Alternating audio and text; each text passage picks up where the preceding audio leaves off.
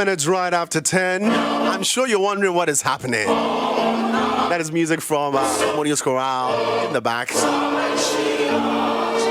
Second hour off the mid-morning. It's a Tuesday. I told you guys earlier on that we'll be having a special guest for our Why Leaderboard series today. Now, in case you're tuning in for the first time, Why Leaderboard series is YFM's innovative programming content to develop the youth and provide inspiration to our listeners. Now, stats reveal that Ghana's population is young, with about 61% being 30 years and below. Now, the International Labour Organization, ILO, Youth and Future of Work Service, shows that about 1/3 of the youth in emerging and developing countries view their future work and life with fear and uncertainty. Why? Because there's not much information out there when it comes to practical ways through which they can get to the top flawlessly, or with flaws. I mean, anyhow. YFM is Ghana's #1 youth and urban station with, year-to-year dominance in youth radio programming. So it's very, very important to us, and we deem it as a good responsibility to add to the bouquet of creative and informative content a segment that will host leaders and achievers from various sectors and industries in Ghana and beyond. We do this to bring hope, meaning, development, and leadership coaching tips to our vibrant listenership and followers on radio and on all digital platforms as well. So, before we even get into the interview, the hashtag is Why Leaderboard Series. If you want to be a part of the conversation on Twitter, Instagram, and Facebook, you have a question for Auntie Joyce, Aryee. You know what, I mentioned it already. Ladies and gentlemen, join me as we welcome Auntie Joyce, Aryee, to YFM for Why Leaderboard Series. Mommy, welcome. Thank you for having me. It's good to have you around. Yes, actually, I consider myself youth. Yeah, yes, it's allowed. It's allowed. You see, YFM says for the young and young at heart. Wonderful. So you don't have to be young to be young. Don't worry, I'm young. I understand it. I must say this before we get into anything. I have been a big fan since childhood. Really? I mean, yes, I grew up watching Auntie Joyce Aryee on TV. There were times she would join Gifty Auntie on GTV to discuss issues around, the nation, how we can empower women, how we can change the narrative around development. Right. I mean, I took particular interest in whatever you said because you had so much focus on the youth and developing the youth. Amen. And I believe that is more reason why today we're here, to talk more about who Auntie Joyce Aryee is. I mean, by the end of the show, I believe somebody out there will be motivated to move to that next level of you their want life. To strip me naked? Literally, we would get that going. Don't worry, the Bible says they were naked and they were not ashamed. So we are not ashamed. Not one bit. 0202222073 gets you in via WhatsApp. Auntie, let's go down to, the basic facts about Auntie Joyce Aryee. First and foremost, the full name is Auntie Joyce Rosalind Aryee, but I barely hear the Rosalind.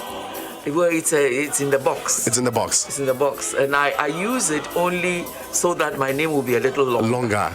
Because when you say Joyce, it's just 10 syllables. Yeah.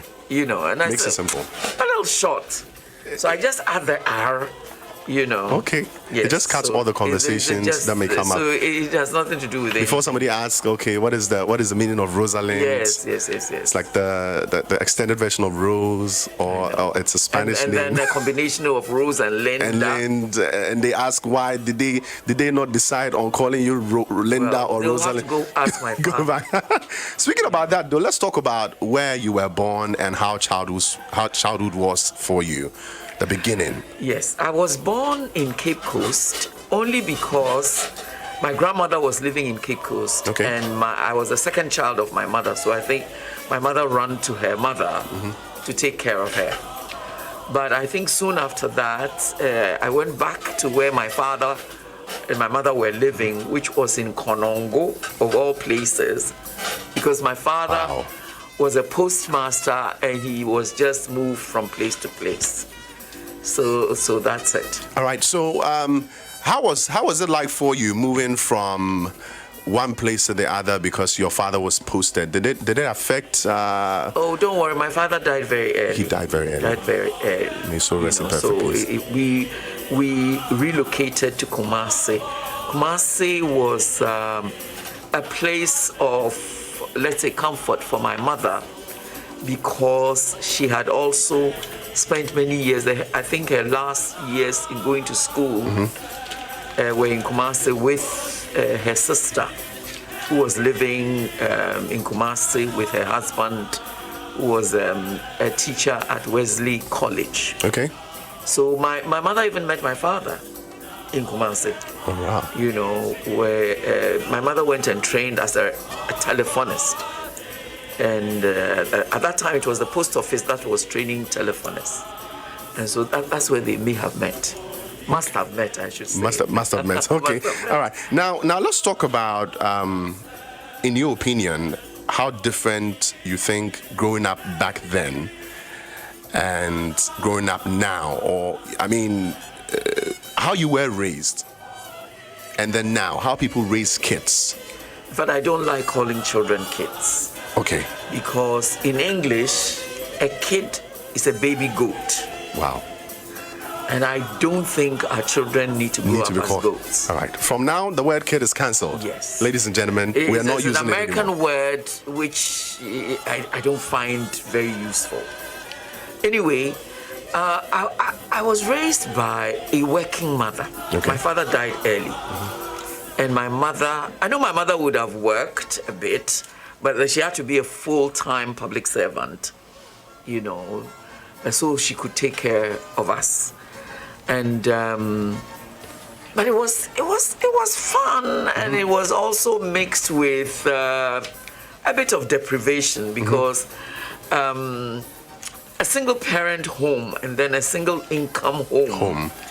Especially if you are working in the public service, does not bring you so much. But I must admit that one thing I do know, we never lacked food. Never. You know. And my mother was very strict. Very, very strict. But it's good because it kept us a bit on the straight and narrow. In fact, very much on the straight and narrow. Yeah. The only entertainment she allowed for us was going to the cinema, because she herself was a cinema buff. All right. She loved the cinema. And so that was the one thing. She would even allow my sister and I to go alone without her. My sister is 18 months older than I am. Okay. But it was almost as if we were twins. You were twins. Yes. So we were very close. My mother says that when we were much younger, one of us would get up to go and use the bathroom. And then as soon as she gets up, she'll wake the other person to also go and use the washroom. And then when we come back, instead of going to sleep, we'll chat. You chat throughout. We'll chat throughout. You know, when we were in secondary school, you won't believe it, we used to write letters to each other. You and your sister? My sister and I. She was in a different school, obviously. She was in a Bree Girls, and I was in Achimota school. And we would write letters to each other all the time whilst we were in school. And if one of us got home earlier, the letters would still flow. Wow. Amazing. I'm sure it would be you updating your sister on about everything. Mommy prepared light soup yesterday, and it tasted My mother good. said that if I got home first, I would just, clump up. I wouldn't talk. I would look gloomy and so on. And the light would go up as soon as my sister came home. Wow. It was love. Yes. It was love. And my mother said, between the two of, if I didn't have any siblings, I would be very, very upset, because we were really inseparable. And my mother, we also wore the same fabrics, because my mother would buy the fabric and share it, and we would have the same style or something. Yes. Only thing is, my face is red. She's dark. She's dark. Wow. Yes. Beautiful. I couldn't help but realize you mentioned senior high school. I mean, school.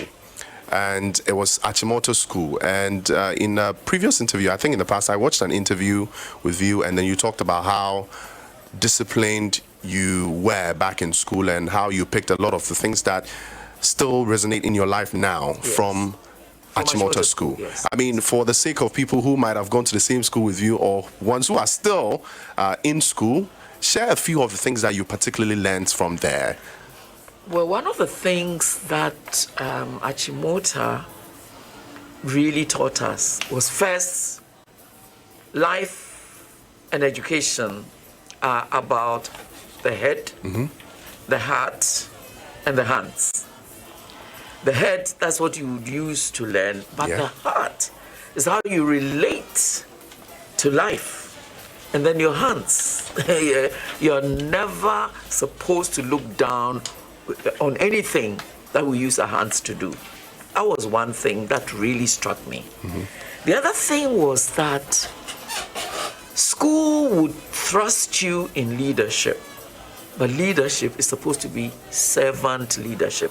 So one of our school hymns talks about subjugating ourselves so we may rule.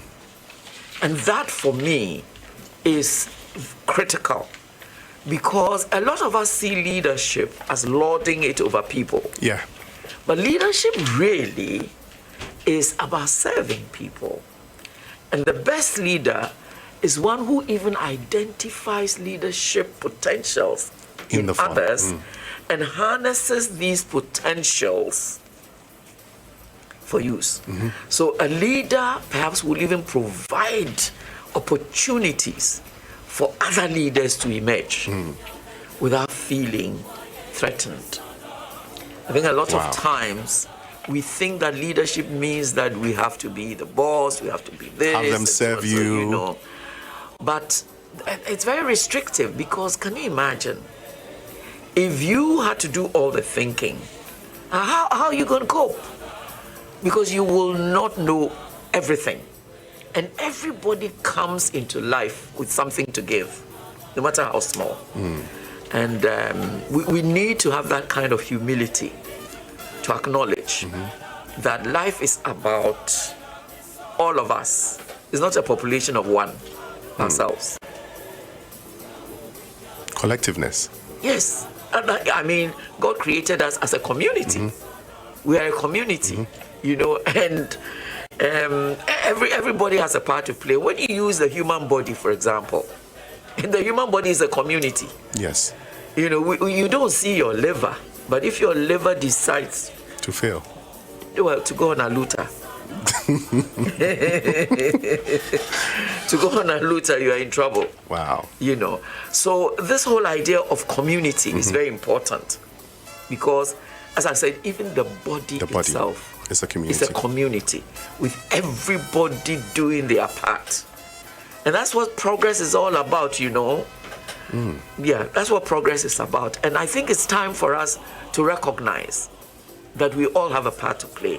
And this, for me, is also very important for us, the youth. It's not about, you know, being the only one. It's not about nobody's talking to me. It's not about people should give me attention. It's about what do I do to play my part. There are certain organs in the body that may seem very small. What do you do with your bile, for example? You know, sometimes you think you can even get rid of your bile. Well. And yet the bile has a role to play. Exactly. No matter how small, you know. So as young people, we must also see ourselves in the future. And as we see ourselves in the future, we need to recognize that we have to prepare for the future. And we prepare by recognizing that life is not just about us and the attention we get and everything, but life is about us also fitting into the current as we prepare for the future. You said something, you know, earlier on about flawlessly rising to the top. There's nothing like that. Doesn't exist. There's nothing in life which is flawless. I think the whole earth is flawed, and our ability to work within the flaws of life is what sets us apart from others. Because most of us will complain about life and its flaws, but the thing is that there too is the opportunity. What do you get out of chaos? If you just see chaos, then you won't be able to do anything. And maybe that's why these puzzles, you know, are so important. Because when you get a box of puzzles, it's chaos. Total chaos. And you may find a picture at the back of the puzzle. And the thing is to put all the pieces together to get that picture. To get that picture. Time consuming. It stretches your mind. But what a joy when you're able to do it. So that is really how we should see life. There is joy in achievement. There is joy in fulfillment. But it takes work. It takes effort. It takes struggle. You have to rub against somebody else. Somebody also will rub against you. Sometimes the rubbing is difficult. It's painful. But pain doesn't always kill. Sometimes pain helps us to find other ways of doing things. Exactly. Yeah. I mean, I You're think smiling. It looks as if you've had some experience. No, and the thing is, I really pick a lot from all these you're saying, but I'm just looking at one thing. Since, well, you have a lot of experience with even minerals, precious minerals. I'm just picturing that, the fact that seeing gold in its natural state is an issue. You might not like it, but taking time to run it through heat and molding it and adding all the things that you're supposed to add to it will make it a beautiful piece of mineral at the end of the day. And so the equivalent of what needs to be done in order to achieve whatever it is that you want to achieve in this our flawless life is to rise up to the challenges and go through it. Because it comes with itself. Well, it comes with an achievement and a fulfillment in you getting over that. Exactly. I mean, we don't have to run away from our problems. So these were basic things you learned from Achimota. From Achimota and then from home. From home as well. From home, from home as well. Still on Achimota School, a few years ago, the school named its 17th dormitory after you. How did you feel when this was announced, and does this add up to? I still haven't gotten over it, to tell you the truth. Because I'm saying, how did it happen? How did it happen? And for me, it's very humbling. It's extremely humbling. It's extremely humbling. And I realized too that it's a great sense of responsibility. Because raw house, so much needs to be done. And here I am, a pensioner, and, supposed to support the house. But one thing I know about God is that He will not ask you to do anything if He knows you can't, without helping you to achieve it. A lot of us think that maybe you need to have money yourself to be able to achieve a lot. You don't. You need to seek help from others.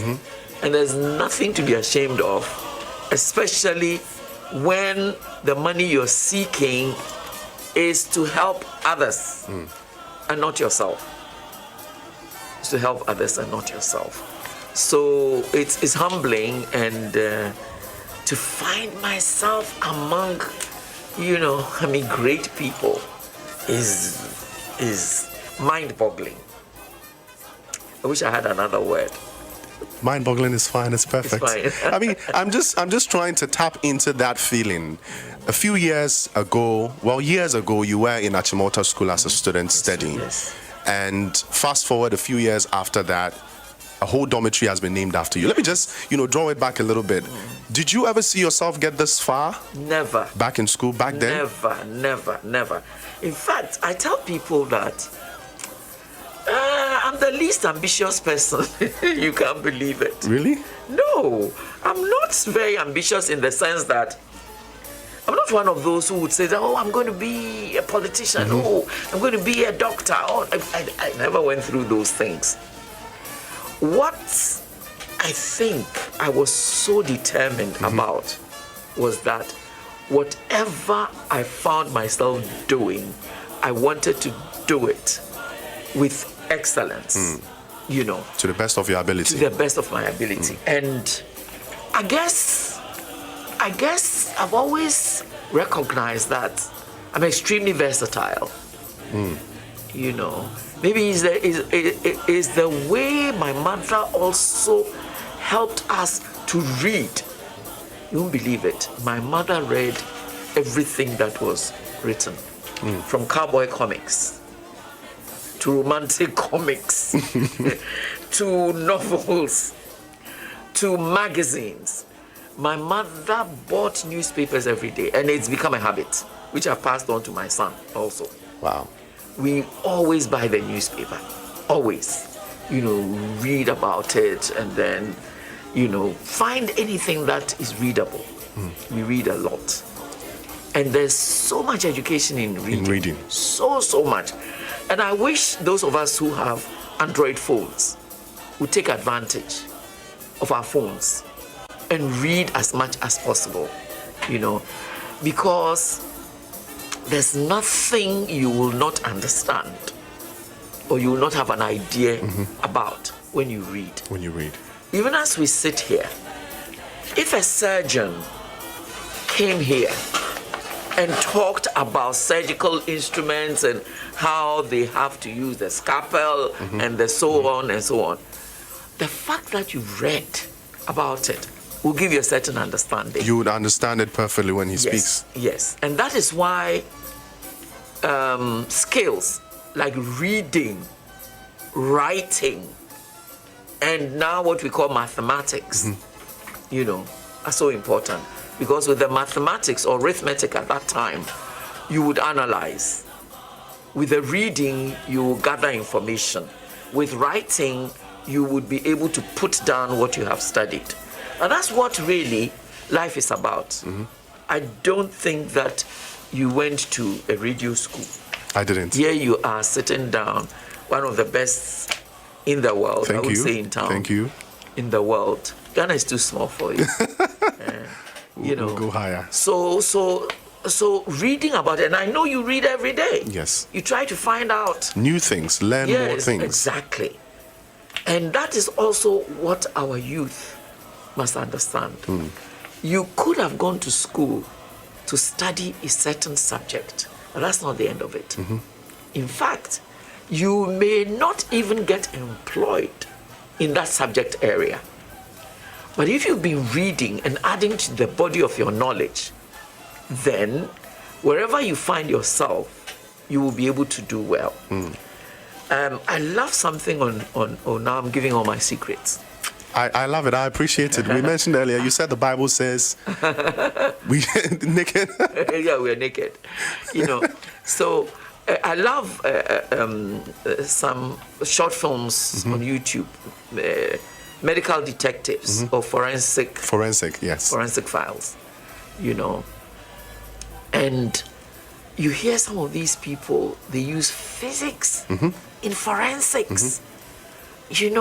They use GPS, they use other subject, mathematics, and so on. And I'm saying, oh my goodness, I wish people studying mathematics would not feel confined with the subject, those reading physics, but they could actually get into other areas. I mean, when they join the police and go into the detective work, that all these things, that they can study also forensic medicine. You don't have to be a doctor to do forensics. Exactly. So for me, life can be very exciting if we're willing to try and make something of the chaos that we find around. We shouldn't limit ourselves. I think our young people feel boxed up, because they're only willing to see what their eyes see right now. Exactly. They're not willing to see with the eyes of their mind. They're not willing to see with the eyes of their mind. When you look at things with the eyes of your mind, then you recognize the extreme possibilities that there are. I think life is full of possibilities. See what COVID-19 has brought us. Who could have thought that some people would think of making masks? They are dressmakers, they are tailors. And as far as they are concerned, they need to make a dress for people to look good. Yes. But right now, you can see that you can make something very functional. Very functional. And the COVID has also made some people who were not even in the food industry recognize that there's so much. There's a lady who's packaging dry sobolo leaves. Okay. The package is beautiful. After the program, I'll show you her site. and she already mixes it with ginger and cinnamon. It's already made. And yes, so when you buy the package, all you need to do is to take a teaspoonful and make a tea. Wow. Yes. And it becomes your sobolo, your homemade sobolo. It becomes your homemade sobolo.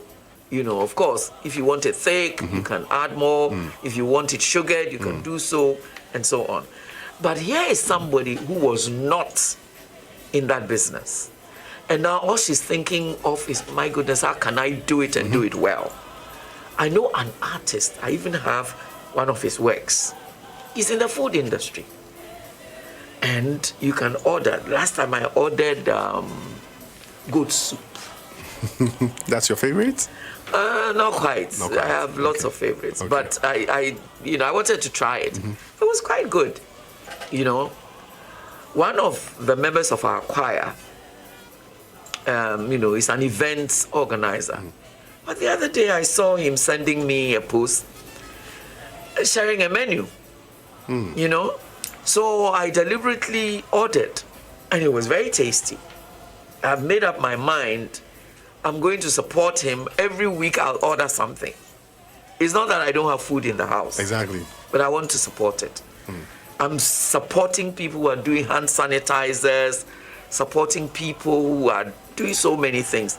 And I think that a lot of our young people can also find themselves learning something, and, you know, sometimes you never know that you're an entrepreneur until you're pushed by circumstances. Until maybe you're laid off job or yes. And COVID is leading us to place ourselves where our hobbies become our sources of income. And it's very important. You see, you can see COVID as a destructive thing, or see COVID as a chaos out of which you can bring some good. Wow. I mean, you've said so much, and we're not even halfway through the interview. Is that so? Oh my goodness. We're not even halfway through the interview, but I feel full already. So I mean, I go home? No, we're fine. I need more. Oliver Twist. I mean, the fact that, you see, one of the things that I'm part of the youth, I'm very young in the industry as well. One of our biggest issues is how we even see problems. Yeah. When challenges come up, we even move away before we try. Yes. But from what you're saying, even seeing a problem as a problem itself is an issue. Yes. And until we meet issues, we can never even know. Because let's say you studied you studied economics. Yeah. Or you did health science. You did pandemic management. Until a pandemic comes up, you never really know what you studied. Exactly. And so as part of the ways through which we move forward, we should change our narrative about problems. We should face them. Yes. I mean, don't run away. Yes. Don't seek for. Yes. Do you believe in shortcuts when it comes to solving problems? No. Because they won't work. They won't work. And also, life does not offer us shortcuts. When you wake up in the day, you have to wake up. We have to wait till it's night. Of course, you can fall asleep. You still wake up. But the night will come. And the night, between 6 when you wake up, you will need 12 to 14 hours before the night comes. I think it's nature telling us that shortcuts don't really exist. Shortcuts don't really exist. And the best things come out of time. A lot of effort, you know, and then the ability to wait. I love boiled fresh corn. In terms of aroma, the roasted one is nicer. But the roasted one, if you don't eat it immediately, it becomes hard and an issue to yes. It becomes a pre-pragro, you know. But the boiled corn, sometimes I tell people, do you realize that it was one piece of corn? And when it went into the ground, it didn't sprout immediately. It took time and struggle with the worms and the little stones in the ground. And if he's growing up in Ghana, he will have to deal with the chickens and the goats. True. Who are trying to attack. Not to mention army fall worms or fall army worms or whatever. But think of the joy. Out of that little one comes, The whole plant. Yes. And not just one. You will find that in the one stock, there will be so many. And the achievement must be wonderful. I know corn does not speak. But if it did, it would speak tell volumes. us. But it speaks without words. It speaks without words. And this is how we should look at life. Even we ourselves. When you think back, when you were born, you were totally helpless. Crawling, walking, now you can jog. But many years back, you couldn't. You couldn't. You have to wait. You have to wait. And this is the lesson in nature. And we are part of nature. Yes, we've been given brains, but it doesn't mean that we're going to change the cycles.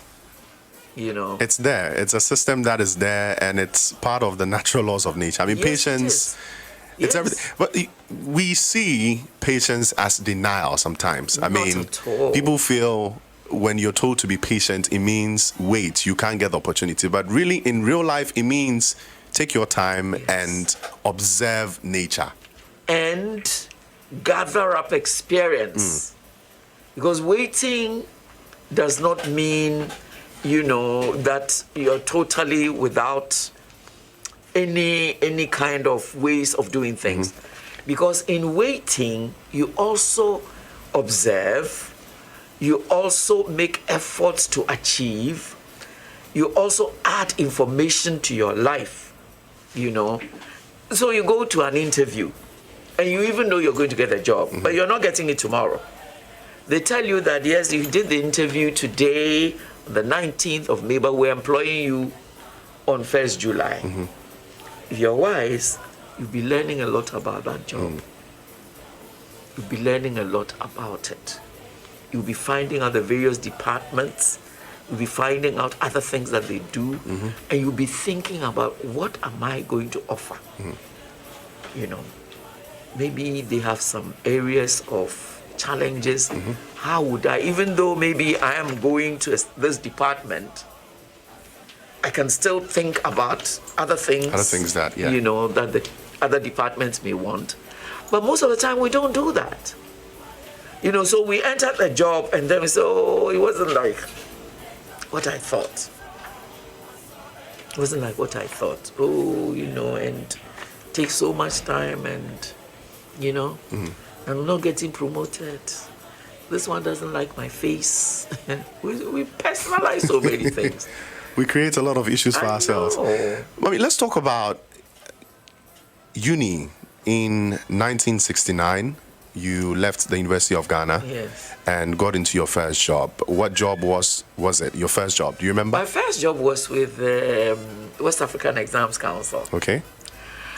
This is because I had been doing holiday jobs there, and I applied and I got it. It was fun. It was fun. At that time, this new method of doing tests, coding and so on, started. So I had to go to Nigeria to live there for 3 months to study. To study because they had started it, So it was a department called Test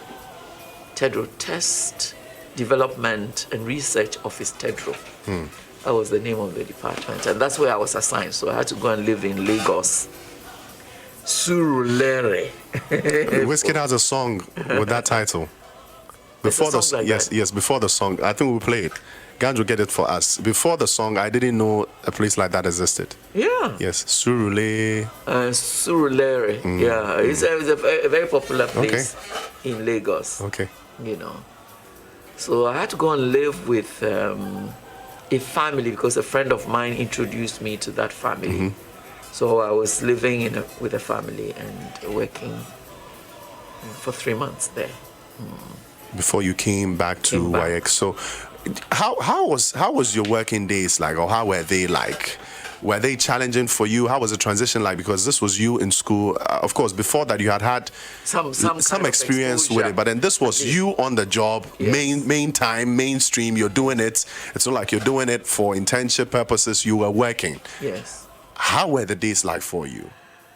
One of the things that helped me was that I was not afraid to ask for help. You know, so if you were my boss, I would just come to you and say, so how do I do this? You know, how do I do that? How can I do this better? And if I had an idea, I'd come and say, you know, I was thinking, you know, sometimes maybe it can't be done because, you know, sometimes youthful exuberance, you would, you know, so that was helpful. And that has been helpful to me throughout my life. You know, I think I have always sought a clearer understanding of what I'm supposed to do and not been afraid to also suggest other ways in which I think work can be done. So I think this interpersonal relationship, this human relationship has been helpful. Bosses are not enemies. Bosses are not enemies.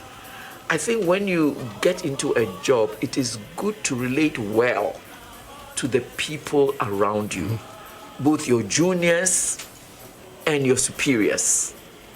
It is very important because, again, let's talk community. You know, you need to see yourself as part of the whole. And when you see yourself like that, I know that when we were growing up, we were made to feel that if somebody is your senior and so on, you have to have a certain deference. But deference does not mean you cannot relate to the person. Deference means respect. You respect the person. And there's nothing wrong in, you know, really creating a relationship. You know, there's something that I don't like very much, and I don't think it's going to help us very much. You know, we tend to see our boss as our father. Okay. Which is very wrong. So we shouldn't see our bosses as our fathers. We shouldn't see them as enemies too. No. They are not your father. They are superiors. You know, because when you try and push the father-mother relationship, you sort of relate it to your own experience. So if your father is not a very nice person, then your father in the office cannot be nice. Cannot be a nice person too. You know, if your mother is very lax and would give you everything, then that's what your female boss is supposed to do for you. Well, that's what brings about the sense of entitlement. You feel, okay, my boss is supposed to go this extra mile. Exactly. And it all, you know, and as a child, I'm supposed to depend entirely on my father. You know, and that we need to unlearn. We need to unlearn some of those things and see our jobs from a more objective perspective. Because you go to the job to also offer something. You go there to offer something. And your superior is somebody who's been there before you. Before you, yes. And understands a few more things, but ought not to be averse to new ideas that you will bring. So if your superior is also a very creative and willing person, then the ideas you bring, so long as you don't try and force it, exactly. Yeah, you think that me, I know computers. I call myself a BBC, you know, and I'm always asking people to help me with my laptop, with my phone. I don't mind, you know. I mean, I didn't grow up with these that, things, yes. you know, so I don't mind. But the fact that you know those things, that's not mean that you know everything. So it's the balance between one. I'm not entitled to anything.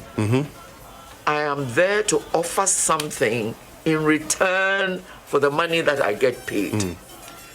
I must have loyalty to the organization because I believe in it enough to want to work there. And I ought to believe in its growth, expansion, development. You know, I need to have that kind of loyalty.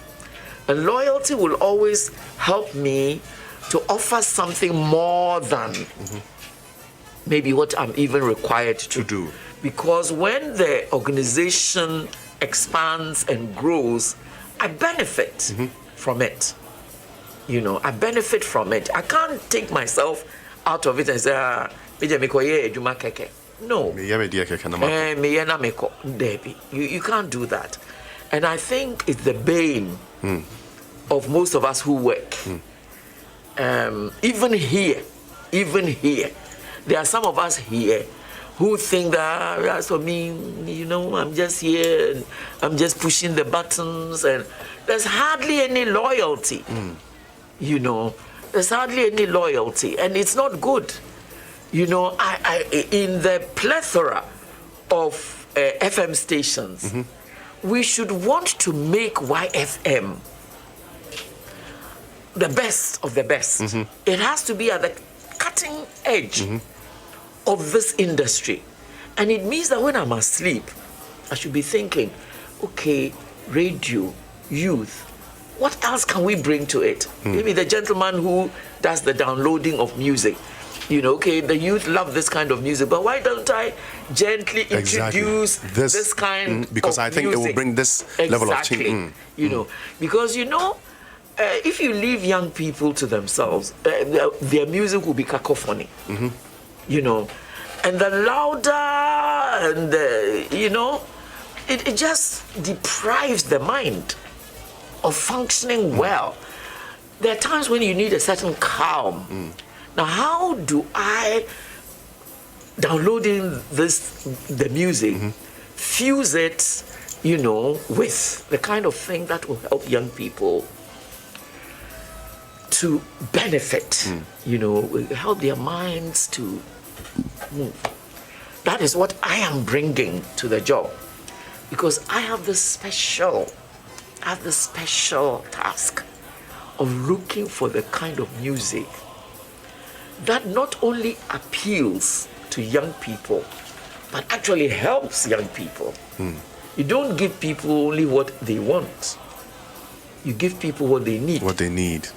You know, so want and need must function together. And I am the one doing it, and I must do it, you know, to the extent that someone will say, hey, how did you do this? How did you know? And then you say, you don't know. You don't know. You don't know why it's going on. You don't know. Wow. That is my joy. You know? I'm really inspired through this. I mean, if 80% of us had this mentality with our work, a lot would change. You know, the thing about change is also a critical mass. Maybe most of the time we're looking for the majority to change.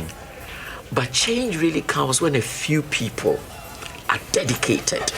They do the change, and they are willing to go through the rigors of drawing people to the change. You know, you will never have the majority starting change. It has to be a critical mass. Wow. Few people. And it's prone to resistance. Of course. You know, my ministry is called Salt and Light. Yes. One of the things about salt, you know, when you're in the kitchen and you cut yourself, the first thing you want to do is to add salt. Add salt. But because it's painful, you know, your finger withdraws instinctively. Instinctively.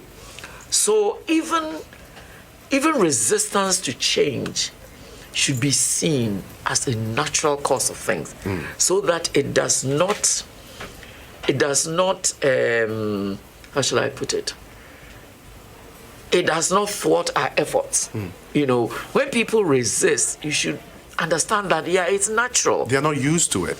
Yes, it's natural for people to, I mean, people want to deal with what they know, you know, and sometimes it takes even a short time for them to see that, oh, what is coming is even better than what they've always been used to. Yeah. It's like we were using YAM phones, you know. Then a few days, they said they call something Android. Oh, smartphones. It's smartphone. How am I going to do it? You start using it and you're wondering, what was I doing? What was I doing with it? What was I doing with the YAM? Wow. You know, what was I doing with it? So change is, people would resist it, but good change always gets accepted after a while. And that is where the patience is also. You need to have the patience to bring the change, because you know the change is going to make life better. Let's speak about one other thing, well, that many a times is seen as a challenge. It's perceived that men are always supposed to lead and hold the mantle. In your years in public service, in your years as a leader, you led men and women together. Did you, by any chance, receive any form of resistance? Was it a challenge for you? Were you challenged for being a lady and holding a mantle? Yes. Tell us about it. You know, socialization has been both good and bad. For a lot of men, women are only useful for one purpose: put their backs down there and, do what you have to do with them. And I think it's socialization. And in that same manner also, I guess a lot of us women also feel that we have to be on the ground with a man on top of us and so on and so forth. And this is where I talk about objectivity. When you go to a place of work, we have to try and get objective, and try and rise above, what we've been socialized with and so on. But again, all this also is a new learning. It's a new learning. And the kind of new learning that would make you understand that certain things that you go through, that some of the resistance you go through in the office, is also part of the socialization that people have had to go through.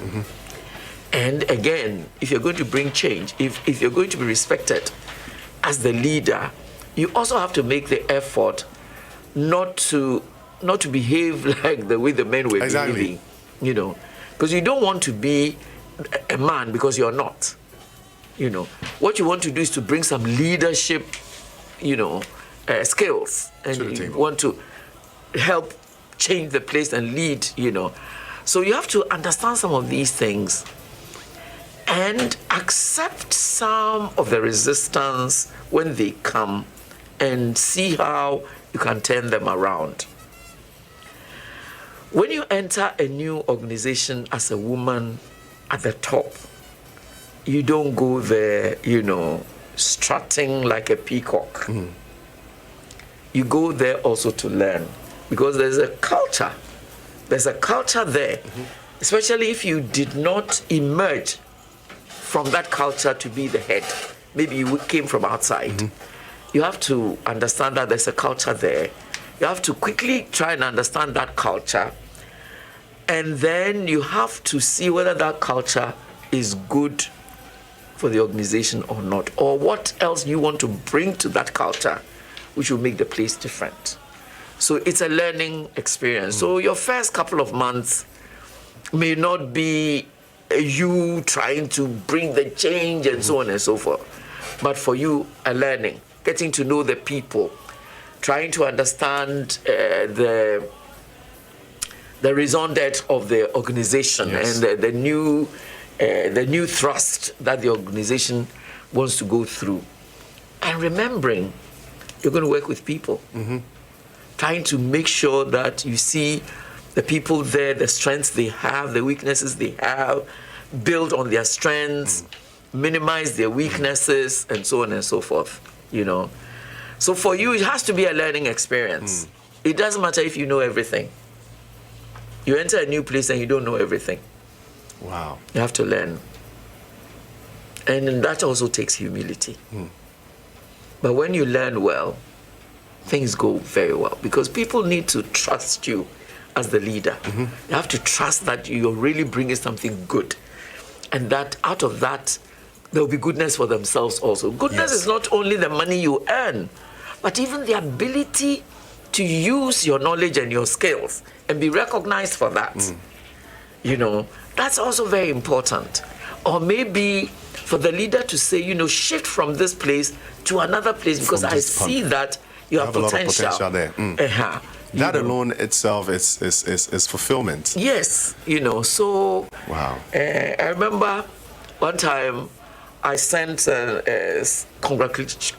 congratulations to someone I had worked with, who's now the head of the organization. And so as I congratulated the person sent a note and said, well, I learned from the best, which was very gratifying. Because if he sees me as part of the learning experience that has made him what he is, it's wonderful, So we are all supposed to touch other lives, make other lives better. Sometimes when we are serving, we don't recognize that through that service, we're also becoming better. And I usually use a PVC pipe that carries water. Okay. That PVC pipe is just there for the water to flow through. But is it ever dry? No. For as long as there's water flowing through it, that pipe is also being watered. So the pipe is also gaining something. So when you serve, you also gain a lot.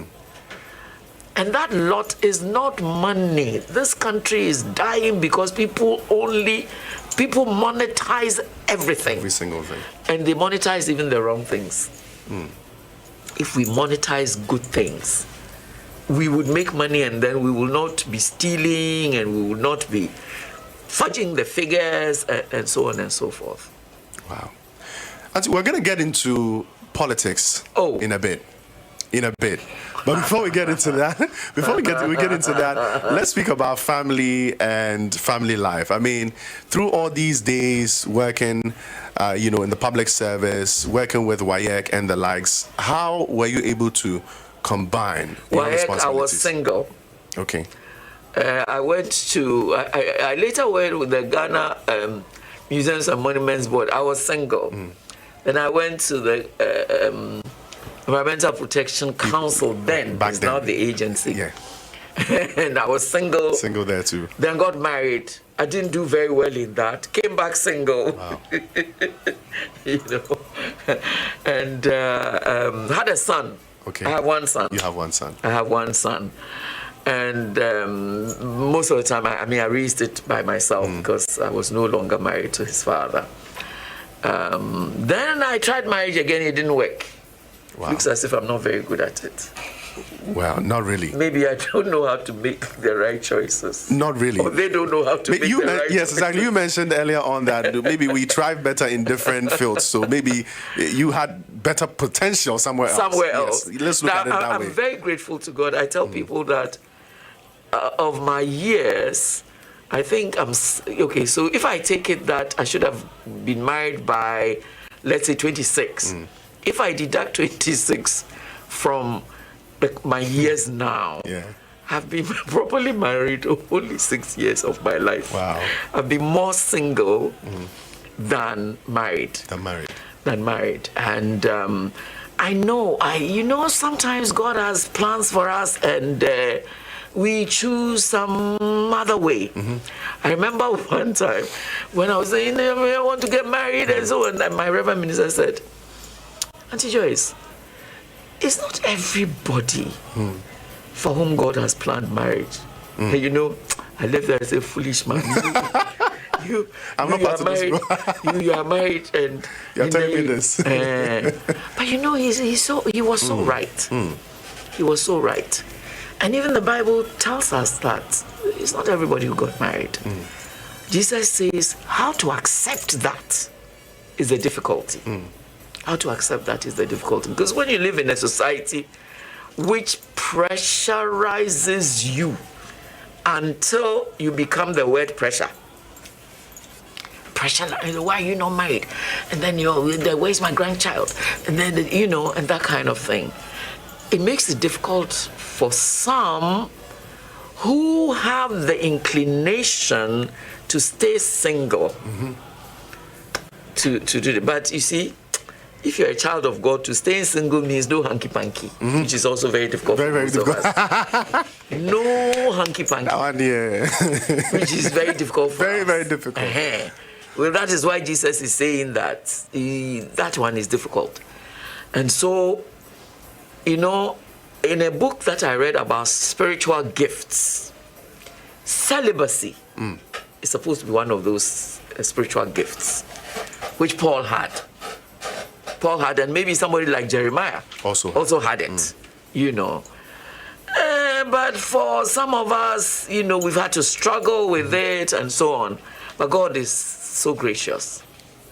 Wow. He takes us, you know, as we are.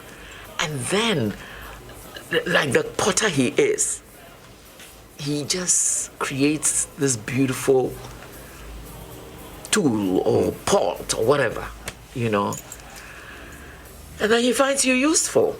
It's wonderful to have God who sort of knows you before you even get born, knows where you're going to look at him and say, I don't want you, still follows you and say, you know, you need me, I'm there.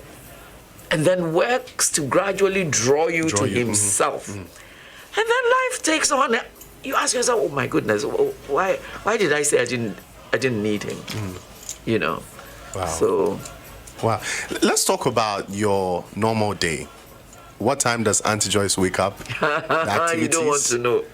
You don't. Yeah, I told you wanted me to be naked. I'm trying not to. What time do you wake up? I don't sleep early. I try to, but I don't. Actually, I feel best when I wake up at 6:30 in the morning. Okay. Then I feel best. If you wake me up at 5:30, 4 o'clock, which is when a lot of Ghanaians wake up. So some people think that when they call you at 6, it's okay. 6 o'clock, I'm just getting to the last bit of my sleep Last pattern. year. So I don't wake up early. But then let me say that I put myself in that kind of thing, you know, because when we were growing up, you had to wake up early. You had to go to sleep early and wake up early. Then I went to the university. I said, oh, Mrs. Aryee is not here. Freedom, you know. It wasn't freedom at all. So I think I changed my patterns. Okay. And it's become part of me. Since. Yes. So 6:30 is when I feel really awake. You know, before then it's like, oh Lord, let me catch the next 15 minutes. The last part of it. Oh Lord, I think I, you know. Yeah. Wow. And then what do you start your day with? That normal exercise that people do? I exercise in the evenings. Okay. Yeah, because you see, if you have work to do, you wake up at 6:30. You can't really exercise. You can't really do a lot. Yeah. So what I do is first I grab my Bible. I first grab my Bible. I don't always succeed. But I first grab my Bible and go through a kind of Bible reading and prayer. I'm not one of those who pray for 4 hours at a time. No. You know, I'm not one of those. So I go through that, and then, especially now that I'm not obligated to be in the office early, I will take my time and have a cup of lemon and warm water, and then take a shower. And if I've decided to be in the office at 9 and I'm getting late, then I carry my coffee and fruit along with me. If not, then I spend some time doing that.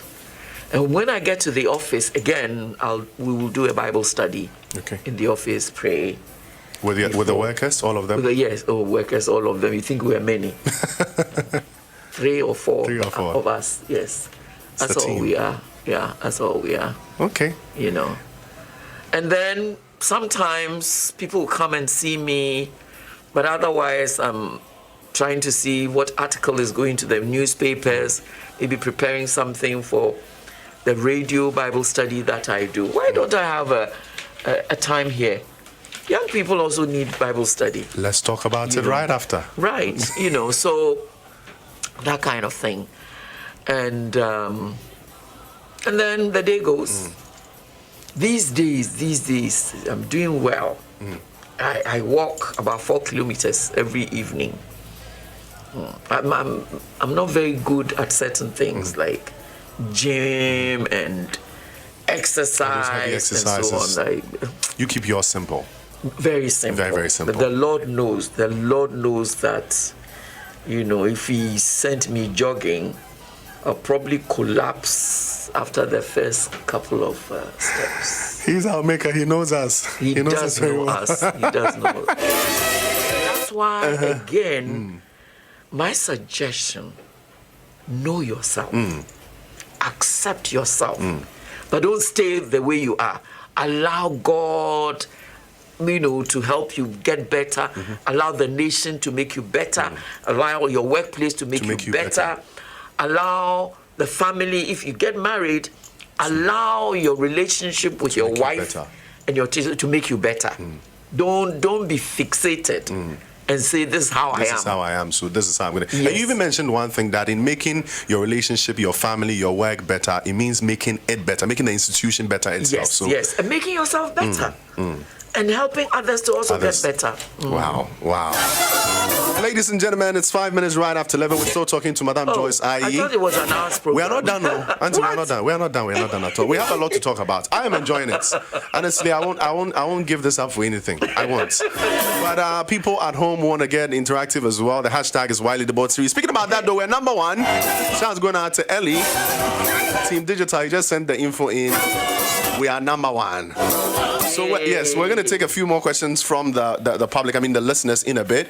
I might open the phone lines along the line as well. We're going to get into that. But Auntie, you were popular voice, or you were a popular voice and a face on radio and television during the General Kutu Acheampong government. Yes. How was media for you those days? The work. How did you even get into that? There wasn't any private media.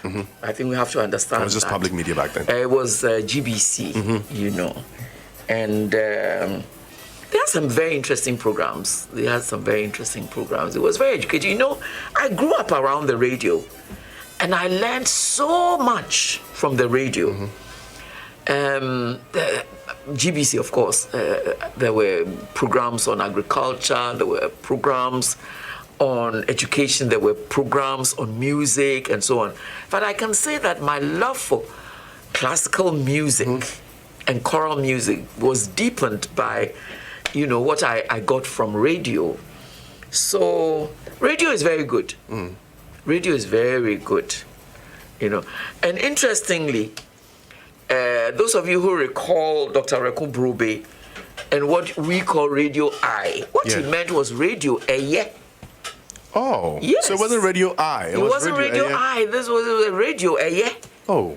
All these years. Yes. Ishak. It wasn't Radio I, it was Radio Eye.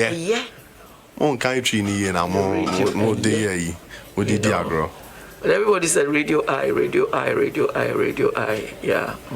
Comparing media back then, from the days where there was no private competition. Exactly. There was no competition. And I think that you cannot compare a time of no competition to a time of, a plethora of media. But they were very professional, and they trained people to really work professionally. In fact, I think that when we began to have the pluralism of media, a lot of people came from GBC. Okay. They were employed by these radio stations. A lot of them came from GBC or trained by GBC. My next question is not to sort of like bring the whole comparison thing up, but it is. You look at back then when it was just public and a few things were done, to now that it's private and people have a say, people can actually do what they like in the media. Do you think we would have done better if we still had only public, No. I think that... Or the pluralism actually helped. I think the horizon is better. And things are going to find their level, I should say. Usually, when people have the chance, at what they call freedom, they practice license initially. Okay. You know, I mean, they are so overwhelmed by what they call freedom. I was telling you, you know, I went to university. My mother was not there. And so, you know, you think you have freedom until you realize that you don't really have it. You are just not doing what is right. So I think that, yes, the pluralism is good. But, you know, we should begin to, well, there's a niche here. Your niche is with the youth. It's with the youth, yeah. Is with the youth. And that, finding the niche and getting good at it is what will really help the media landscape. The issue is not just say what I have to say because I can say it. I can say it. You know, what you must always ask yourself is, what I'm saying, will it help the society? You know, some people and you end up being foolish. You know, because you don't just say things because you have the opportunity to say them. Whatever you say, obviously, even if you feel that something can be done better, and you say it in an angry way, most of the time nobody takes you seriously. Most of the time, nobody takes you seriously. And, you know, in our own culture, we are taught to speak well. We're taught to speak well. We're taught to be polite. We're taught to put our ideas across, but in such a way that it will get the results that you're looking for. And I think this is a work in progress. I think our media landscape is still a work in progress. And levels, I am an incurable optimist. You know, I always think that there's good that can come out of things. It doesn't mean I don't recognize that there's evil. I recognize that there's evil, and some people promote evil. But what I know is that evil never triumphs. It will cause damage, but evil does not eventually triumph. You know, because, you know, when you come to think of it, Satan is a creation of God, and he has to listen to God for some of the things he does. He doesn't have that much power. And when you read Job, he says that God called his children and Satan also came. Hey, where have you been? Me, I've been going up and down. Doing my thing. You know, and he didn't even know who Job was. So he doesn't know everything. So yes, Satan exhibits a certain power, but God's power is greater than Satan's power. And unfortunately in this country, we're so superstitious that we think Satan is so powerful. We forget that God is more powerful. It's more powerful. More powerful. Wow. And his plans are not thwarted. It may take some time, but his plans don't get thwarted. All right. Auntie, let's move on to how politics began for you. I read somewhere that, you know, you actually rejected an appointment by CDR, you know, formerly People's Defense Committee, PDC, because you were not notified. The CDR, no. PDC was the People's Defense Committee. CDR was what was CDR? Something. Anyway, see how we've forgotten. Many years have come by. So why did you reject the appointment? I didn't believe in what they were set up to do. You didn't understand it? I didn't believe in it. You didn't believe in it? I didn't believe in it. And I was not consulted also. So since I heard it on the radio, I pretended I hadn't heard it. Wait, so they did not even tell you direct? No, it wasn't CDR. It was then the head of the PNDC. You know, they announced it on the radio at the very, very, very early stage. Nobody had consulted me and asked me where I would like to contribute. So I also pretended I hadn't heard it. Funnily enough, their office was in the same building that my office was. I was then working for the Ghana Standards Authority. Now it was then Standards Board. Yeah. And so I remember the head came looking for me, and I said, well, nobody has told me. Nobody has told me I've been appointed. So I only heard it on radio. So, but basically it's because I did not believe in it. And it would have been hypocritical of me. I would have been a big hypocrite if I had gone. Was that going to be a big opportunity for you if you had taken it, financial wise? No. Wow. No. Okay. And so after that, what was the next thing that happened for you political wise? The next thing was that I was called also to become the Secretary for Trade, and I said I didn't understand anything about it, and I didn't think I'll be able to do it. Then the information came, and I felt comfortable. Not comfortable. I felt that I was in the media domain already because I was in public relations, so I could do it. So that's what happened. And let's remember that, yes, of course, it was politics because we were running the nation, but it wasn't partisan. It wasn't partisan politics. It wasn't partisan, yeah. So you didn't get involved in the partisan. In the partisan bit. No, so you were not the regular, I was a part of a party, I was moving mountains for the party, and then I was caught in there. No. Okay. No. But how was the terrain like back then? Were you tough terrain? Tough terrain, because let's not forget that even if there was no uprising against the PNDC, the early years, the government was not popular at all. People were not happy. People were not happy. I mean, the terrain was hostile. So there were difficult years. I remember, for example, when there was a massive devaluation. So it was in 83.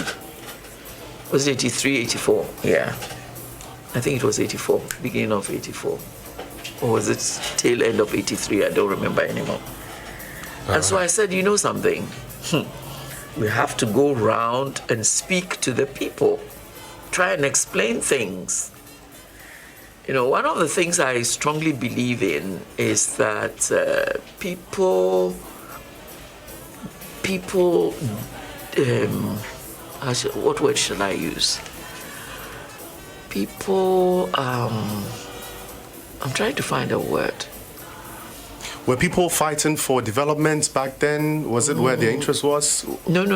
It's just, I think they preferred a certain freedom of, even politics, which, and we had lived through military regimes, but this one was different. This one was different. It was different. So I think people were.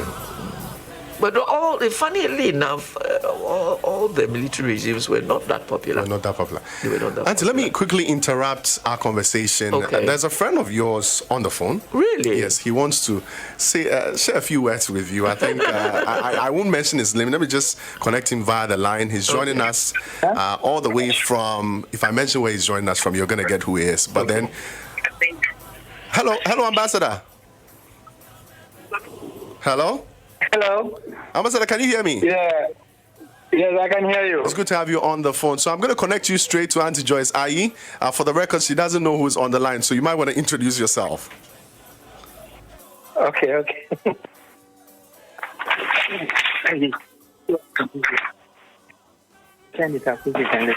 Hello? Hello. Auntie Joyce is on the line. Kindly speak to her, please. Auntie Joyce, this is Edward. How are you from Beijing? Gave you away. I just had to surprise you with a phone call, listening to you and enjoying it. So I said, let me call it. Do you have bad habits that I have of not sleeping early? Hello, Auntie Joyce. My dear H.E. Yeah, so this I was just enjoying your interview. So we just called in from Beijing to say well done. Thank you. Hopefully we can also get you to speak to our students here. We have a similar series we started over the last 6 weeks. We've had Elizabeth Ohene, we've had a professor from Dr. Amankwa from Legon, we've had Last week we had Canadian Japan, which went very well with the students. We have the businessman next week. So hopefully you can also come and speak to our students. Oh, it will be a privilege. Thank you very much. Thank you. But I have a question. You talked a lot about church today and superstition in our culture. Do you think the church is playing a constructive role in our development? And if you were to draw the curve, where would you put the church? And how do you see our development in the next 20 years? I think that... And lastly, I would like you to give the youth and your view about the world after COVID-19. Where are we headed? Thank you. Okay. I think that COVID-19 has changed our lives. I remember 9/11 in terms of travel and tourism. We all have forgotten that what happened in 9/11 changed, travel and tourism. You were going to go for a flight. At first, you needed only 1 hour. Now you need 2 hours. They frisk you. They had all sorts of gadgets there to scan you and so on and so forth. Now, COVID-19 is also going to create a certain new normal, which we have to get used to. I think there are great opportunities, especially when it comes to the digital divide. Now, even I can do a Zoom meeting. Can you imagine? Many years ago, when the whole idea of there's a television set and people are talking to each other and they can see each other, I said, what is this? But now that's going to be part of the new normal. Because let's face it, countries, all travel is going to be affected by whether you are positive or you're negative. And until we get a vaccine, which probably we'll never get, what we may have to do is to maybe carry something like the yellow fever thing, before you travel. And still find yourself being quarantined or something. So if you can have your meeting digitally, why would you want to travel? We're also going to have to reckon with the climate change we've been talking about all the time, but which certain countries were resisting with venom. Now we know that even within this short space of time between January and now, there's a lot of renewal that's been going on environmentally. And we are going to have to ask ourselves, even air travel, are we going to find better fuels so that, we can fly without causing so much environmental damage? Yes. What about our rivers? What about our seas? Plastic, are we going to still use plastics and kill the living creatures in the sea? Or we are going to have a better way of packaging where we can go back to paper but done better? Now if we're going to use paper, are we going to find a way of doing paper without stripping the whole land of trees? So a whole lot of things are going to happen. Now, there's an advert going on, which I love. I saw it on GTV, showing Ghana some of the beautiful spots that we have. So internal tourism is going to be important. Now, if internal tourism is coming, then of course, we need to provide infrastructure, toilets, places to eat, because you can do a day's journey in tourism. You don't have to go and sleep. Yes. But whatever it is. So as far as development is concerned also, we will find that the softer development processes, services and so on is going to take on a new... I'm excited.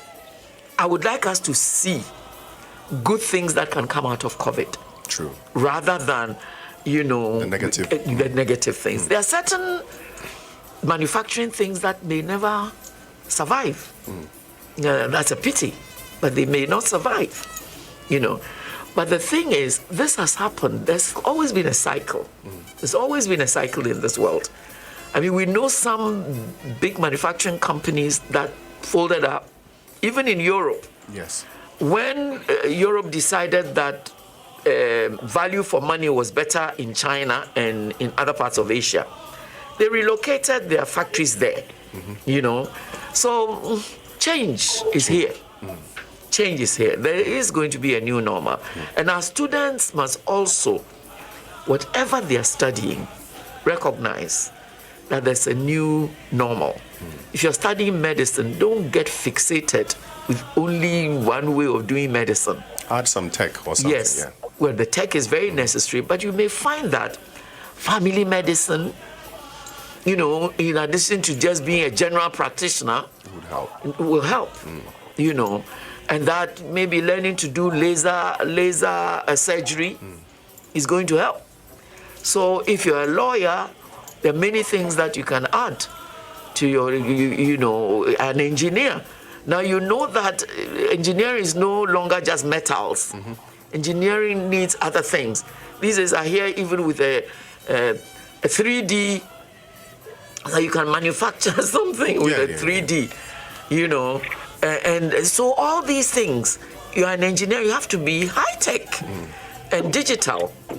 And if you need just one column to do your work, you don't have to ask a manufacturer to do it. With 3D technology, you can manufacture it and use it. I think life is going to be very exciting. Even I am going to benefit with my beautiful age. Ambassador, can you kindly repeat the question on the church and development and now? He says, where do I put the church on the whole grid of development? Don't forget that the church is an institution, but the church is also made up of people. There's an institutional church. And then there is the body of Christ. Now, you and I make up the church. So, from the development perspective, the individuals within church are part of the development agenda. However, the institution also is part of the development agenda in the sense that there are areas where the church feels it has expertise, like providing certain services like medical services, you know, educational services, and so on, you know. And now if you take the Church of Pentecost, for example, providing conference facilities, you know. So the church will play its part. But I'm more interested in the church, even as an institution, enabling us, its members, to recognize that the way we play our part in the development agenda is very important. How much honesty do we need to bring to the way we do things? How much excellence do we need to practice? How much integrity ought to be important? How does the church measure our contributions? You know, I mean, if we are 71% of Christians and there's still corruption, it's a blight on our reputation. And I would like the church to spend more time dealing with the many individuals who interface the society, you know, so that the changes that happen in our hearts will transfer to our minds, and then it will make us more effective as people transformed to transform society. That's how I see the new role of the church. Is not, you know, it's sort of going to go beyond. Now we have to do what the Bible is saying. You know, in terms of raising a people who are playing their part to make the kingdom of God here on earth, more practical and more beneficial. Great. Ambassador. She's still on. Yes, I'm here. I'm listening. I hope your question is answered. Yes, but I would like to delve more deeper into the role of the church, but later. All right, sure. Thank you very much. Because of time. Thank you very much. Thank you so much for speaking to us. Joyce, thank you, and we look forward to receiving you on our China platform. To that. Thank you.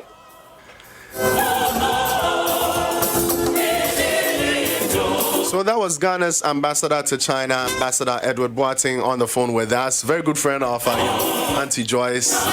I was going to talk, had it not been the fact that, we're far behind time, I was going to talk to him extra about, how Auntie Joyce was like in the industry. I grew up watching you on TV. I didn't really know you personally. So I wanted to, in case, Auntie Joyce gets angry, how she reacts and all that. And I wanted to find all that out, but we're just going to put all that on the side. Now, let's speak about one notion or one mentality that is very, well, I see it as an issue for us personally. I asked Honorable Kennedy Ejafon when he was in the studio. Many of the youth, many people nowadays see getting into politics as a retirement plan or because they want to venture steal. to make money. Because they want to steal. Okay, I didn't even finish, but I think your point is well. Because they want to steal. And honestly, until we overcome that, development in Ghana is going to be like a seesaw, up and down. Politics, in fact, I learned somewhere that politics is from the Greek word politeia. And one of those interpretations is a good citizen. A good citizen. So good citizens must get into politics, because politics is about how the nation gets run. Now, if you have a thief mentality, if your idea is that this is the quickest way of making money,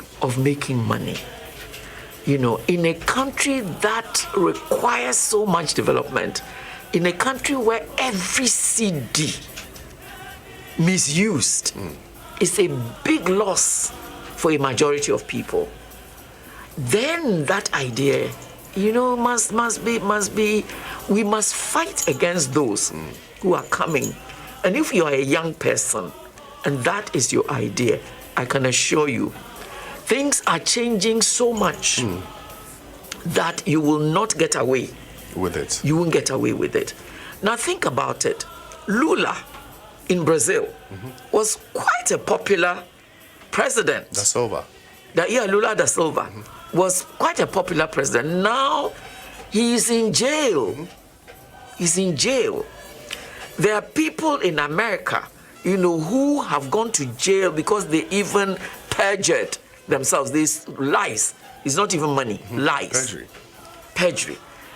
If you go to the Far East, there was a lady president in South Korea who allowed her friend. I think it was Aung San Suu Kyi.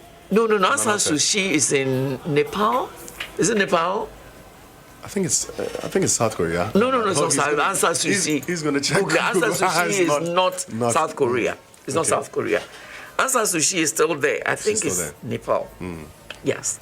But this lady had a good friend, another lady, and she sort of got, it was a major conflict of interest, and there was a loss to the state. This president has been jailed. Wow. And very soon he's going to come to Africa. But I can even say, look at somebody. It's here. Yes. So please, don't ever think that you're going to continue to use Ghana as your means of making the wrong kind of money. Very soon, you're going to pay for it, and in ways, please think of your family. Think of your family. When we say a good name is better than wealth, it is so true. Some of us take actions and we forget the damage, the collateral damage to our children. Think of it. You are supposed to be a thief and you get caught have you forgotten your children go to school? That your children have peers who, it doesn't matter what you say, that is a political, what do they say? That you've been politically something. When your life is changed, or no. What I mean is that when in a regime that is not yours, okay, you get penalized for something, They call it unity? No, not unity. They say immunity when you cannot be penalized. So what I mean is that you belong to regime A. That regime is no longer there. Regime B comes, and you are found to have done something wrong, and they think that you are being penalized because it is not your regime. Oh, okay. I've forgotten what the name is. So let's try to be honest. I think being in politics should be seen as a privilege that brings in itself perks that you would never get, honor that you would never get, and the service, because if you're a parliamentarian, it is the people in your community who have actually given you their power. Yes, their mandate. Their mandate, So serving them is very important. Don't go and make promises that you cannot keep. In fact, even these days, because of our local government system, you, the parliamentarian, you are not the first point of development. You are a lawmaker, but you will use your influence to ensure that when the budget is being done and things are being done, they will remember the road to your town and so on, though you are not going to be the one providing the road. So we need to even begin to talk about who is a legislator. What does so this is something that you radio stations should also do. Go into the Constitution of Ghana. Find out what a legislator is supposed to do. And let's help educate ourselves about the responsibility. Wherever there's privilege, there's great responsibility. And you may think that during your time, you're able to do this and do that and do that. It will catch up with you. Auntie Joyce, I heard former President Jerry John Rawlings was your junior back in Achimota School. Yes. And, it's believed... He came to Form 1 when I was in Form 4. So you knew him back then? Yes. Oh, yeah. Yeah, very much. And so at the point where he became president, you told the family, my junior was school. Oh, I didn't need to say it. Didn't need to say it. But then how was the feeling like, when you also joined in the ministry you were working, and he was a former president. I think he was still in power back then. Oh, no, sir. That was a long time. Don't forget that it was his regime that I worked in. Yes. Yes. And so how was the feeling like, the network bit of, life? You guys met again some very many years after, and in political positions. How was it feeling like? No, he was the head of state, and he appointed me. That's how it was. So he was my boss, even though he was my junior in school. Exactly. That's the bit we want to understand. How was the vibe like? How was the feeling like? You still performed your duties. Perfect. Yes, of course. I was there. But I guess. He also needed to know the truth. There were times that you had to tell him that, maybe people are saying this, but this is really the truth, So because sometimes we don't help our leaders, If you know your leader well, you have to, use that network to also help him to know the truth. Sometimes the king is naked. But nobody tells the king he's not wearing any clothes. Everybody says, oh, how wonderful your new clothes are. And it will take a child to go and say, oh, but he's naked. Mommy, the king, he hasn't got any clothes on.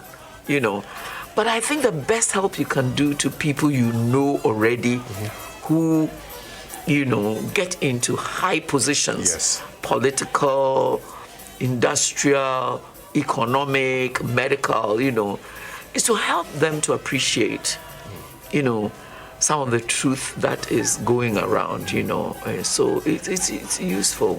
Let's move away from politics and public service, the corporate world, into you getting into ministry, which is your current calling, right? How was the switch like, and what did it take for you to make that big move? Actually, a lot of people don't know that Salt and Light was registered in 1997. So he's been with you all this while? He's been with me for a long time. He's been with me for a long time. But Salt and Light is not a church. It is not even a fellowship. And the reason is that Jesus says that every disciple of his is salt. Every disciple of his is light. How do you gather all the disciples of the Lord in one place? It's not possible.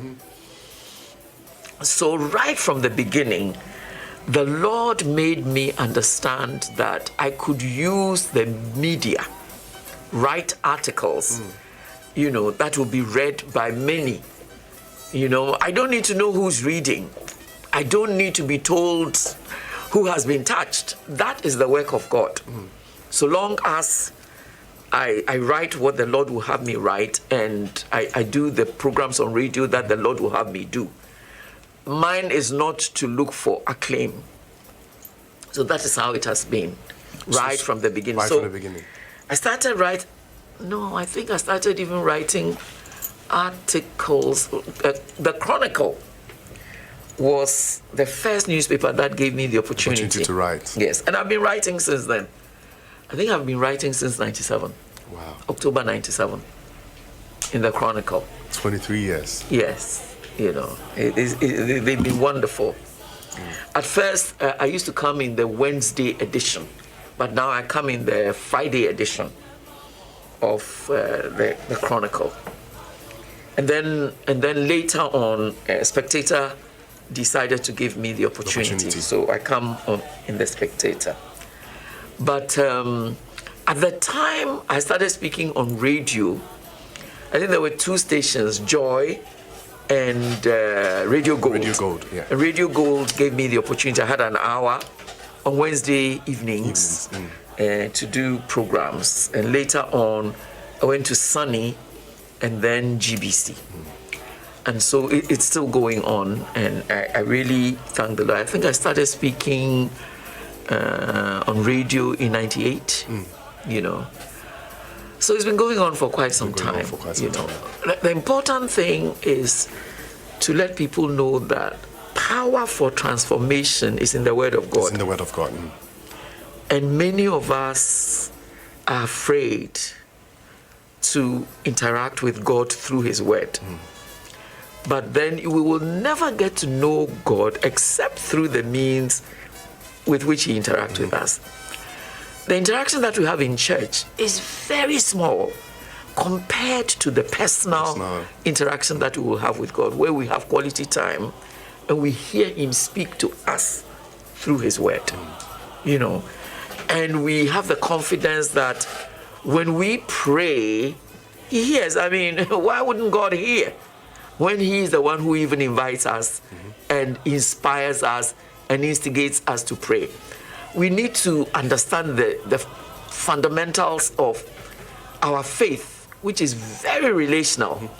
It is God, wanting to have a relationship with us whom He created in His image. And when you read Genesis, and God says that, tend my garden. Can you imagine the privilege? God creates everything. He says, human being, take care of this for me. I put you in charge. That I put all the animals and the birds and everybody under your dominion. But then we forget the responsibility. Now, unfortunately, in Ghana, we've turned our faith into something like God is somewhere there. He doesn't want to really have anything to do with us except to give us things. So we always go, give me, give me, give me, give me, give me, give me. And a lot of the things we are asking for, we have anyway. We have already. And we forget the role, that awesome role of taking care of His creation. To the extent that even when we have children, we think they are a bother. But think of it, that God puts a human being through you and asks that you help that human being to become what He, God, wants him to be. It is such an awesome privilege. Of course, it's a fearful responsibility, which is why you go back to Him and you say, hey, Father, I'm not doing well, Lord. I'm not doing well. Please help me. We need to understand those dynamics, and that's what Salt and Light Ministry seeks to do. Yes.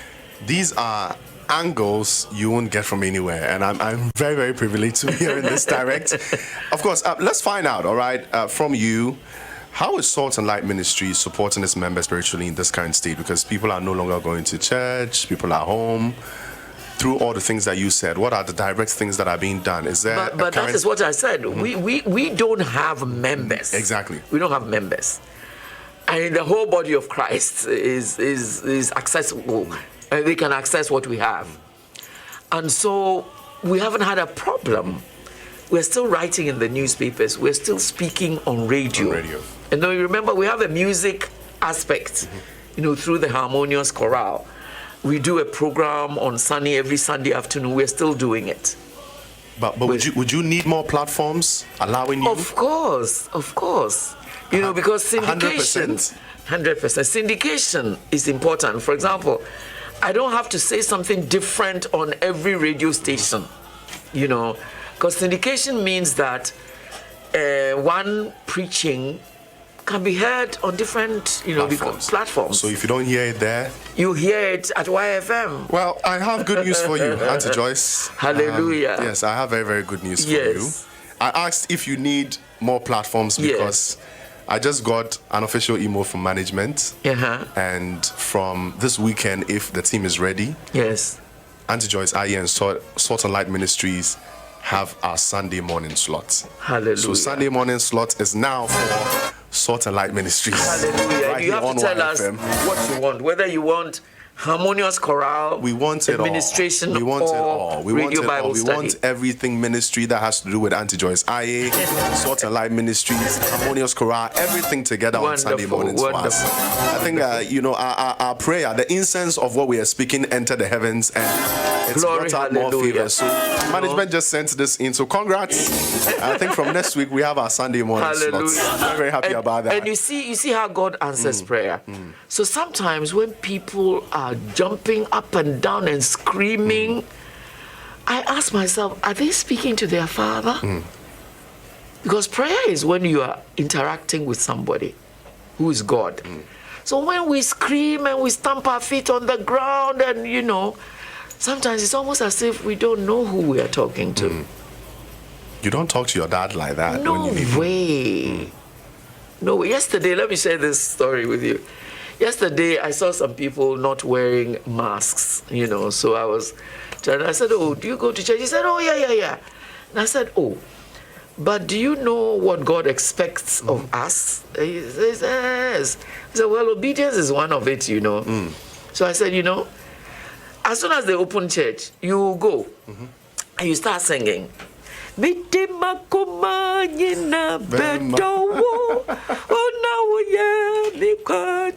then you scream.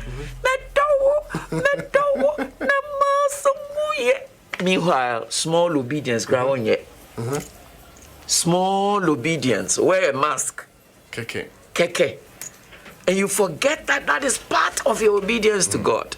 So we need to make our faith practical.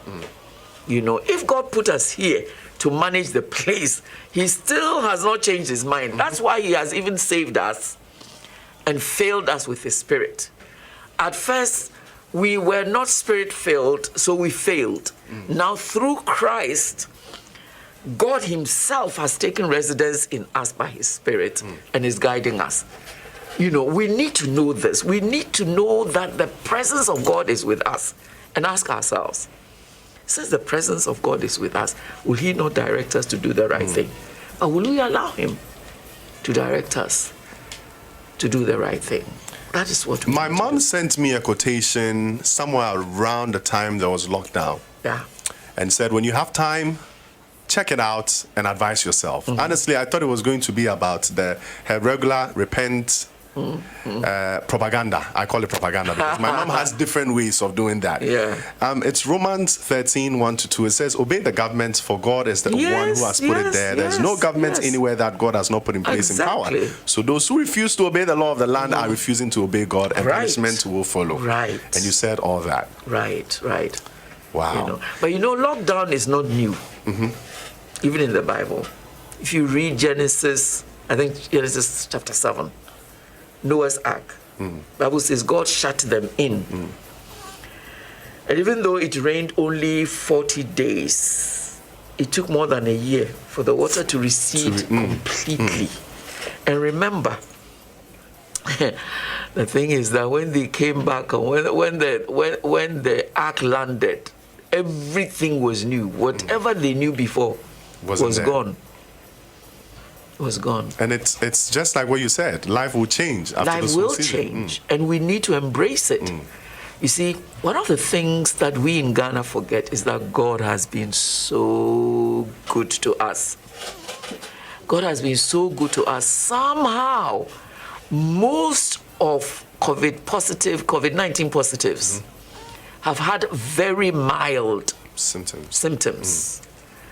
And even those who have been ill have not been so ill. And all those who have died, may their souls rest in peace, have had other underlying problems, symptoms.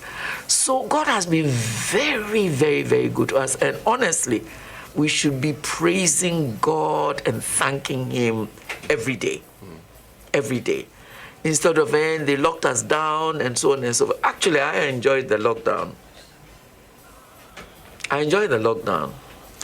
I felt it was time for us to reflect because people had not had breaks in a long time. I mean, you have time to yourself. People have their kids going to school. They see them only during vacation. But this was time for you and the family. Time. Exactly. Quality time. Now you don't have a reason to be out. Yes.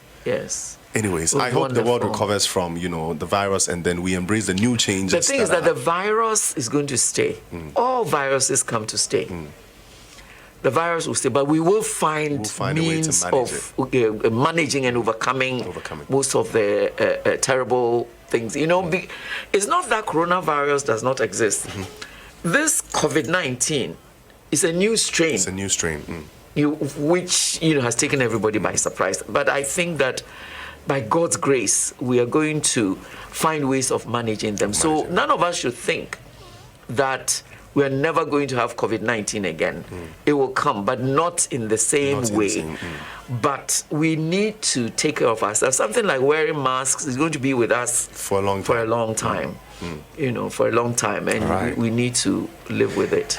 You are the chair of Harmonious Chorale. Yes, the first squad to represent Ghana at the 2018 World Choir Games in South Africa. I watched the video. And won. I was going to add that. And won. How has leading this successful choir been? And, more for the reason, you remember when you came in, we talked about the fact that I know for sure it hasn't been written anywhere, but Oye, a song by the Harmonious Chorale. Yes, in fact, it was written by its music director and executive director, James Varigama. And it's the president composed it as well. Yes, and delivered well by the choir. Yeah. And it's the president's favorite song. Yes. I don't even know how it became the president's favorite song. I don't know either, but it looks almost as if every platform that he's on, he requests that it's played, and I mean, you see, the lyrics are simple but profound. Asempape bi amate. Oye. I have a niece. Yes. Who's 8 years old now. Growing up, that was her favorite song. Yes. And she can sing it word for word. Yes. I mean, how is it like leading the team? And it's been more than 10 years. More than 10 years, yes. What I noticed when James composed it was that everywhere it was sung, it just electrified the place. It just electrified the place. I'm sure James Amar himself is as surprised at what the Lord has done with the song. Wow. We really thank God for that. We really thank God for that. Now, off Harmonious Chorale and the music, of course, you are with the team. You definitely hear the songs from where it's made. It's wonderful. It's wonderful, They work hard, actually. That's why they make such good music. They really work hard. And I think their hearts are in the music, What I'll do is bring you all the CDs that we have. That's how the catalog, Ganja's right here. He's ready to mix a few of them together with it. Now, what are some of your all-time favorite, local songs apart from your songs? Let me say your songs. Do you have other favorites? The team won't be mad, you know. They won't be mad. Sorry. I've been talking so much. Yes, sorry. I'll get you water. But you know, these days, even when you're coughing, you're afraid. Yeah, you're afraid to cough. You can't sneeze no more. I tell my friends, you can't be home and sneeze. When you sneeze, you look at yourself weird. Sorry. But okay. What are my all-time favorites? Dinah Hamilton has been making some very nice music Dinah Hamilton? lately. Oh, okay. Oh, you know Mary Ganza. Do you remember Mary Ganza? I've heard the name. I remember the name. She has some really, really nice songs. I'm trying to get her to send me one of the CDs that made her so popular. It was the first time somebody even sang with tongues in between. Yes, I remember. I think I know who you're talking about now. You know. But while we wait for the water to get in, I have another surprise on the line for you. Oh, really? Yes. Yeah. I have another surprise. I know you definitely love this one. Hello? Hello, good morning. Good morning, boss. For the sake of the surprise, kindly introduce yourself, mention your name. The whole Ghana is listening, and Auntie Joyce is also right here listening. No pressure, eh? Yes, no pressure. My name is Galamsey Minu, and I'm related to this lovely lady who you have in your studio with her. Hello, hold on. Can you hear me? Yes, kindly go over it again. Yes, I said my name is Galamsey Minu. My son. How did you get him? leave that to us. We're full of surprises. I know. You guys did your underground work, pa. Yeah. All right. Nana, say, kindly tell us the kind of mom Auntie Joyce is. She told us what she does during the day when she wakes up, but you know her better than all of us. Tell us how her day is, the things she doesn't like, the ones she likes. Give us the info. Now you put me into trouble. Well, let me tell you that, what you see is what you get with this lovely lady. She doesn't turn off when she comes home. She is, quite an inspiration. She is accessible. She is, just an all-round fantastic mother and grandmother. I couldn't have asked for better. Wow. And, she's as hardworking as you see her in all the public spaces, but still a very private person who still manages to make herself accessible to all and sundry. She really is out there inspiring many, many people. You only see the tip of the iceberg. Wow. Auntie Joyce. I had a surprise now for too much. Auntie was coughing a few moments ago, but now it's gone. It vanished. It vanished. Thank you so much. His presence is a pleasure. Oh, wow. All right. So, Nana said, thank you so much for sharing those words with us. But, anything on your heart you've been wanting to tell Mommy? Well, happy belated Mother's Day. Now I get to wish you Mother's Day online. Thank you, Nanase. Thank you. For being the greatest mom. All right. Nanase, thank you so much for taking time out of your busy schedule to talk to us. We appreciate it so much. Have a wonderful day, all right? Okay, Auntie, surprise number 2. I know. Do you want another one? We should just, it's okay. Should we add another one? Don't worry, I have a strong heart. You're ready for it? I don't faint easily. No, yeah, you're strong. I've only fainted once in my life. Me too. Oh. And it was, I don't want to say it's a good feeling, but it was so calm. Me, I don't even know what happened. When I woke up, I said, what am I doing here? He said, well... I said, can I collapse again? Did they put water on you like they did to me? They didn't put water on you. I don't even know. I think I saw a bit of water around. Anyways, Auntie, final set of questions. What role does God play in your life and leadership as a leader and as an individual? I have found, of course, after many trials, in my life, that God makes a big difference when we allow Him to have His way with us. Now, I have learned how to, live everything that I do center it on God. Because frankly, when you come to think of the fact that it is God who created and it is He who has the best that we need, then I put it like this, seeking to walk in the light of His path makes you sort of jump over steps and avoid problems and so on. It comes at a cost, of course. It comes at a cost, but the cost is worth paying. There's so much joy in knowing God. I remember when God, I would always say it's God who touched me. I didn't, we don't go looking for God. We don't go looking for God. He finds us. He pursues us and finds us and embraces us. I remember a friend of mine used to say, Auntie Joyce, I said, come on, yet. They will run away from you. Don't worry. Then he went into a certain situation, and I remember I bought him a Bible. That's something I enjoy doing, buying Bibles for people. I need one. Oh, I'll bring you one. Don't worry. Even two. Thank you for the team. So then I bought it. Then later on, much later, so I said, Auntie Joyce, okay, Bible way. May you, sir. Now he himself has found that his life has become so much better since he decided to allow God to have his way with him. That's what I offer to everybody, Wow, beautiful piece of advice there. Auntie, the final set is coming from listeners on Twitter. I think we gave people the opportunity to ask questions, and we picked about 4 of them. I think the first one is in. It's coming in from Frida Nana Ishan inside Abokobi. Yes, Abokobi. Says, can a country... Abokobi. Where is it, guy? It's getting to the eastern region. Okay. It's when you're going towards Aryee. Oh, okay, that area. Yeah. I didn't grow up in Accra. It's in Accra.